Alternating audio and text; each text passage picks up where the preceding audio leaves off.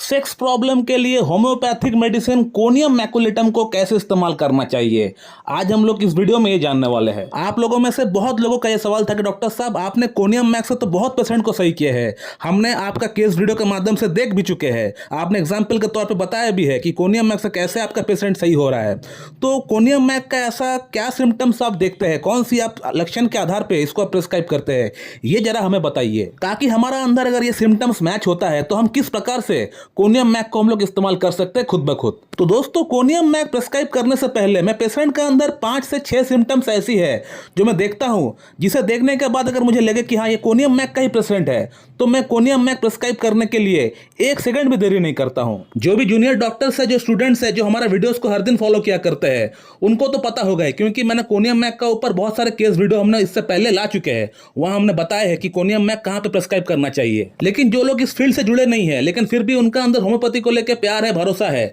तो वे लोग इस वीडियो को देख के सीख सकते हैं, जान सकते हैं, और जैसे मेडिसिन में बताता हूं लेने के लिए उस प्रकार से आप ले भी सकते हैं। दोस्तों, कोनियम मैक को प्रिस्क्राइब करने के लिए जो सबसे पहला सिम्टम होना चाहिए पेशेंट के अंदर, वो है सप्रेशन ऑफ सेक्सुअल डिजायर। यानी आपका अंदर सेक्सुअल प्रॉब्लम शुरू होने के पीछे कहीं ना कहीं सप्रेशन एक बहुत बड़ा कारण है। सप्रेशन का मतलब दबाव, आपने दबाया है सेक्सुअल डिजायर को, अपना मन के अंदर जो इच्छा है, जो नेचुरल एक फीलिंग होती है, उसको आपने दबाया है, सप्रेस किए है, और उस फीलिंग को दबाने के बाद अगर आपका अंदर सेक्सुअल प्रॉब्लम शुरू हुआ है, तब जाके हम लोग कोनियम मैक के बारे में सोचते हैं। तो एक इंसान अपने नेचुरल फीलिंग्स को, नेचुरल अर्ज को कब दबाएगा, क्या कारण हो सकता है दबाने का पीछे? तो कारण बहुत सारी हो सकता है, आपको समझना पड़ेगा। बीइंग अ डॉक्टर आपको समझना पड़ेगा कि कौन सा कारण कहां पे आप अप्लाई करेंगे। जब किसी बंदे का वाइफ अगर एक्सपायर हो जाता है, तो उस दौरान क्या होता है, उस बंदे के अंदर जो सेक्सुअल जो इच्छा होती है, जो अर्ज होती है, उसको दबाना पड़ता है, सप्रेस करना पड़ता है, क्योंकि उसका वाइफ चला गया है। अब वो सेक्स कहाँ पे करेगा? अब बहुत आदमी जो है कहीं बाहर जाके कर लेते हैं, कोई पार्टनर बना लेते हैं, लेकिन बहुत आदमी ऐसे भी है उनको ईगो को हिट करता है,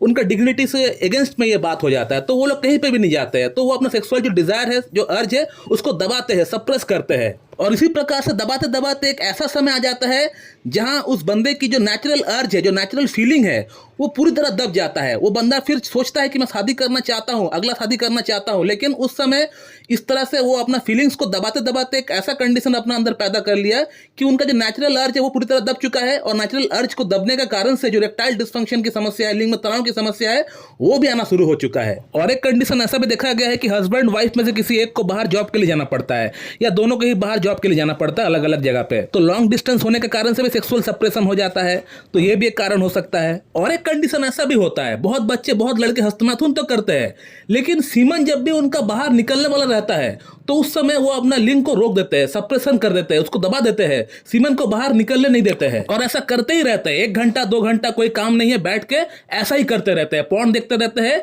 और इसी प्रकार से इसी तरह से एक्टिविटी करते रहते हैं। लेकिन उनको ये नहीं पता कि इससे सेक्सुअल सप्रेशन हो रहा है, सप्रेशन होने के कारण से लिंग के अंदर जो नसें है वो डैमेज हो रहा है, वो खराब हो रहा है। वीनोजेनिक इरेक्टाइल डिसफंक्शन या वीनस लीकेज की एक बहुत बड़ी कारण है ये, तो ये भी एक सेक्सुअल सप्रेशन है। सीमन आपका बाहर निकलना चाहता है, लेकिन उसको आप दबा देते हो, तो ये भी एक सेक्सुअल सप्रेशन है। इस तरह एक्टिविटी करने के बाद अगर किसी को इरेक्टाइल डिसफंक्शन या सेक्सुअल प्रॉब्लम अगर उत्पन्न होता है, तब हम लोग कोनियम मैक के बारे में सोचते हैं। आज से कुछ ही दिन पहले हम लोग कोनियम मैक का ऊपर एक केस वीडियो अपलोड किए थे इस चैनल का ऊपर, जहां वो बंदा इसी तरह की एक्टिविटी किया करता था, सीमन जो है रोक दिया करता था। जैसे सीमन बाहर निकलने वाला रहता था हस्तमैथुन के क्रिया के दौरान, उसको वो रोक दिया करते थे, और ऐसा ही करते रहते थे। तो उस पेशेंट को भी हमने कोनियम मैक दिया था। कोनियम मैक देके कैसे उनके इरेक्टाइल डिसफंक्शन का प्रॉब्लम, प्रीमेच्योर इजैकुलेशन का प्रॉब्लम, बाकी तमाम समस्या को हमने कैसे ठीक किया, वो वीडियो मेरे चैनल पे मौजूद है, आप उसे जाके देख सकते हैं। उस वीडियो का जो थंबनेल है मैं आपको दिखा देता हूं, यहाँ पे आप देख सकते हैं। तो दोस्तों, ये कुछ कारण है सप्रेशन ऑफ सेक्सुअल डिजायर की। इसके अलावा दोस्तों और भी 1-2 कारण हो सकता है। अगर कोई बंदा हस्तमैथुन बिल्कुल नहीं करता है, 6 महीना 8 महीना 1 साल हो गया है, हस्तमैथुन बिल्कुल नहीं किया है, तो वहां भी सप्रेशन ऑफ सेक्सुअल डिजायर हो सकता है। इसलिए हम लोग पेशेंट को कहते हैं कि आप लोग महीना में 1 या 2 बार हस्तमैथुन बिल्कुल करिए, बिल्कुल नॉर्मल है ये। और एक कंडीशन दोस्तों हो सकता है, अगर किसी बंदे का शादी बहुत लेट से हो रहा है, 30 ईयर्स 40 ईयर्स में शादी हो रहा है, और इस दौरान इस बंदे का कोई पार्टनर नहीं रहा होगा, तो वहां भी सप्रेशन ऑफ सेक्सुअल डिजायर हो सकता है। तो दोस्तों, कोनियम मैक प्रिस्क्राइब करने के लिए सप्रेशन ऑफ सेक्सुअल डिजायर होना बहुत जरूरी है, ये सिम्टम बहुत मस्ट है। तो जहां भी आपको इस तरह का कंडीशन देखने को मिले कि हस्बैंड वाइफ का अंदर बहुत डिस्टेंस है, दोनों बाहर जॉब करते हैं, या किसी का वाइफ एक्सपायर हो गया हो, या हो सकता है हस्बैंड आर्मी में जॉब करता है, या कोई ऐसा बंदा अगर आपको मिल गया हो जो बंदा सेक्सुअली अपने आप को अराउज तो करता है, लेकिन सीमन जब बाहर निकलने वाला रहता है, उस समय वो अपने आप को रोक दिया करता है, और यदि आपको कोई ऐसा बंदा अगर आपको दिख रहा है जिस बंदे का शादी काफी लेट से हुआ है या लेट से हो रहा है शादी, जिसका उम्र 36 ईयर्स 38 ईयर्स या 40 ईयर्स हो चुका है, अब उनको शादी हो रहा है और अब इनको तमाम समस्याएं हो रही है, तो कहीं ना कहीं उनका अंदर भी सेक्सुअल सप्रेशन हुआ है इतना लेट से शादी करने के कारण से, तो वहां भी हम लोग कोनियम मैक के बारे में एक बार जरूर सोच सकते हैं।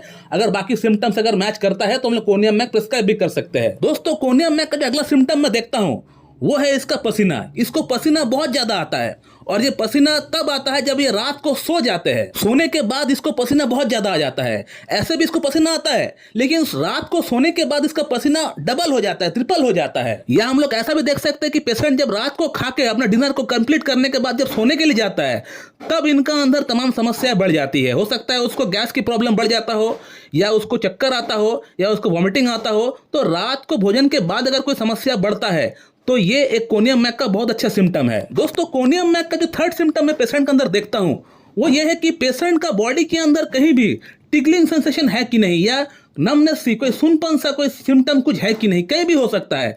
इस प्रकार का कोई सिम्टम है कि नहीं। दोस्तों, कोनियम का जो मैं फोर्थ सिम्टम देखता हूं ये है कि इसका पेशेंट जो मेरे सामने बैठा है वो चिली पेशेंट है कि नहीं, यानी उसको ठंड से परेशानी होता है या नहीं। क्योंकि कोनियम मैक का जो पेशेंट होता है वो चिली पेशेंट होता है, उसको नहाना पसंद नहीं होता है सल्फर की तरह, और वो घर में रहना पसंद करता है। उसका अंदर मीठा खाने का शौक बहुत ज्यादा नहीं है, लाइकोपोडियम अर्जेंटम नाइट्रिकम की तरह, सल्फर की तरह मीठा खाने का शौक बहुत ज्यादा नहीं है। इसको थोड़ा सा सॉल्टी खाना अच्छा लगता है, थोड़ा सा नमक ऐड करते हैं खाने में, थोड़ा ग्रीन चिलीज खाते हैं, तो इस प्रकार से थोड़ा चटपटा खाना इनको अच्छा लगता है। मीठा का कुछ बहुत ज्यादा क्रेविंग नहीं है इसका अंदर। दोस्तों, इसका फिफ्थ सिम्टम के अंदर इसका मैं माइंड सिम्टम देखता हूँ।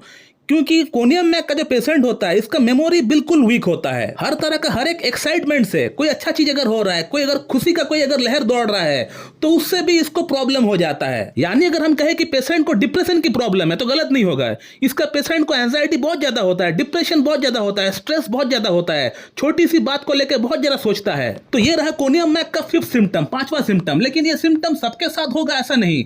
कोई पेशेंट अगर कोनियम मैक का एक्सट्रीम लेवल तक पहुंच गया है तभी जाके सबका अंदर होता है, ऐसा नहीं कि सभी कोई डिप्रेशन का अंदर होता है।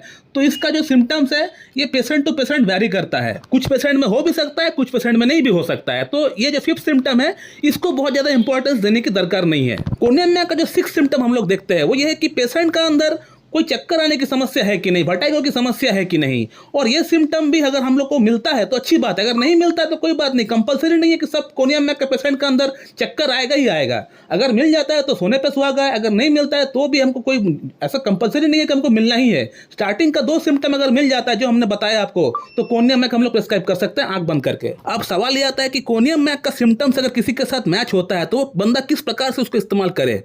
तो कोनियम मैक को इस्तेमाल करने का जो सबसे सटीक तरीका है वो ये है कि कोनियम मैक 30 पोटेंसी में आप लेकर आइए और इसका 2 बूंद सुबह 2 बूंद शाम को आप लीजिए। इस प्रकार से आप इसको 6 दिन लीजिए, 6 डेज लीजिए, और 2 चम्मच पानी के साथ मिला के ही आप लीजिएगा कोनियम मैक 30। और 6 दिन कोनियम मैक लेने के बाद आप कम से कम 1 महीना इंतजार करिए, वेट करिए। आप देखिए कोनियम मैक आगे क्या आपको रिजल्ट दिला रहा है, कितना चेंजेस आपका अंदर हो रहा है। चेंजेस अगर आपका अंदर आता है तो आप कोनियम मैक 200 लीजिएगा, लेकिन 200 जो है आप किसी एक अच्छे डॉक्टर के पास जाकर उनसे कंसल्ट करके ही लीजिएगा। क्योंकि कोनियम मैक एक बहुत ही डीप एक्टिंग रेमेडी है, एक बहुत बड़ी पॉलीक्रस्ट है और साथ में ये एक जहर है। तो इसको आगे कैसे इस्तेमाल करना चाहिए वो एक डॉक्टर आपको बखूबी बता पाएगा। तो दोस्तों, ये रहा एक short video about conium mac. अगर आपको ये वीडियो अच्छी लगती है तो एक लाइक जरूर कर दीजिएगा, और अगर आपको इस वीडियो से रिलेटेड कोई अगर सवाल है तो इस वीडियो कमेंट बॉक्स में आप जरूर करिए, उसका रिप्लाई आपको वहीं पर दिया जाएगा। So thank you very much and have a good